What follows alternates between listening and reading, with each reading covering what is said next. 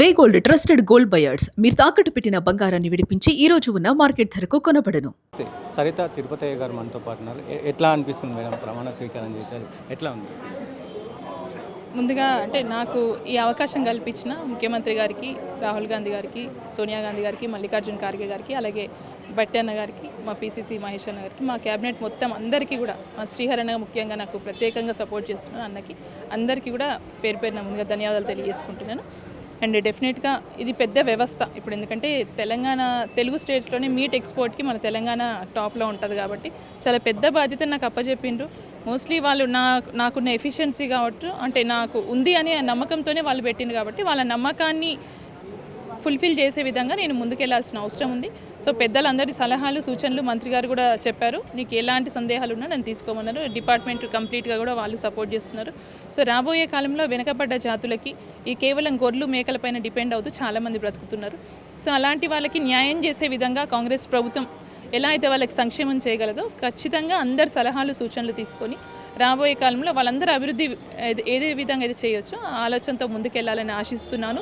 And డెఫినెట్గా department వారితో పాటు క్యాబినెట్ మొత్తం కూడా నాకు సహకరిస్తుంది కాబట్టి వాళ్ళందరి సహకారంతో 100% నా మీద పెట్టిన నమ్మకాన్ని నిరూపించుకోగలనే నమ్మకం నాకుంది. సో ఈరోజు నా మీద చూపించే అభిమానం మా కాంగ్రెస్ కార్యకర్తలు కావచ్చు, లీడర్లు కావచ్చు, ప్రతి ఒక్కరికి కూడా నేను ప్రత్యేకంగా ధన్యవాదాలు తెలియజేస్తాను. మీకున్న క్రెడిబిలిటీకి చాలా వార్తలు వచ్చినాయి. మహిళా అంటే కాంగ్రెస్ మహిళా స్టేట్ ప్రెసిడెంట్ ఇస్తారు, లేదంటే మహిళా కమిషన్కి సంబంధించినటువంటి ఒక కీలక పదవి ఇస్తారు అనేది కూడా చర్చ జరిగింది. ఇప్పుడు ఈ పదవితో మీరు హ్యాపీగా ఉన్నారా ఏంటి? స్టేట్ మహిళా ప్రెసిడెంట్ అన్నది వాస్తవమే. సరే, ఉమెన్ కమిషన్ అన్నారు. కాకపోతే ఉమెన్ కమిషన్ అనేసరికి అది అఫీషియల్ అయిపోతుంది. సో పార్టీ వైజ్గా నేను పోలేను.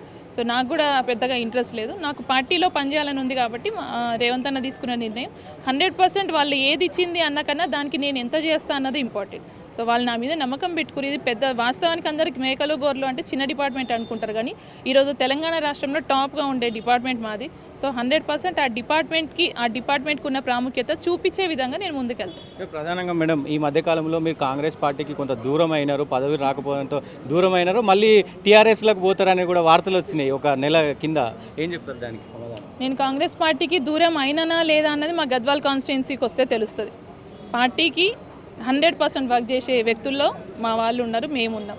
సో చాలామంది ప్రచారం చేస్తున్న దుష్ప్రచారం ఏంటంటే కావాలని మమ్మల్ని పార్టీ నుంచి దోసేయాలనే ఆలోచనతో కొంతమంది చేసి ఉంటారు, కానీ మాకు ఎలాంటి ఆలోచన లేదు.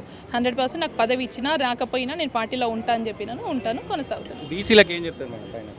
ఒక బీసీ బిడ్డగా, బీసీల అభివృద్ధి కోరుకునే వ్యక్తిగా ఖచ్చితంగా బీసీలకు అన్ని విధాలుగా రాజకీయంగా, ఆర్థికంగా, పారిశ్రామికంగా అన్ని విధాలలో ముందుకు రావాలని మనస్ఫూర్తిగా కోరుకుంటున్నాను. అండ్ నా వంతు నా స్థాయికి వాళ్ళకి చేయాల్సిన సహాయ సహకారాలు ఎల్లవేళలా ఉంటాయి. సో మా బీసీ బిడ్డలు రాబోయే కాలంలో మంచి మంచి స్థానాల్లో ఉండాలని మనస్ఫూర్తిగా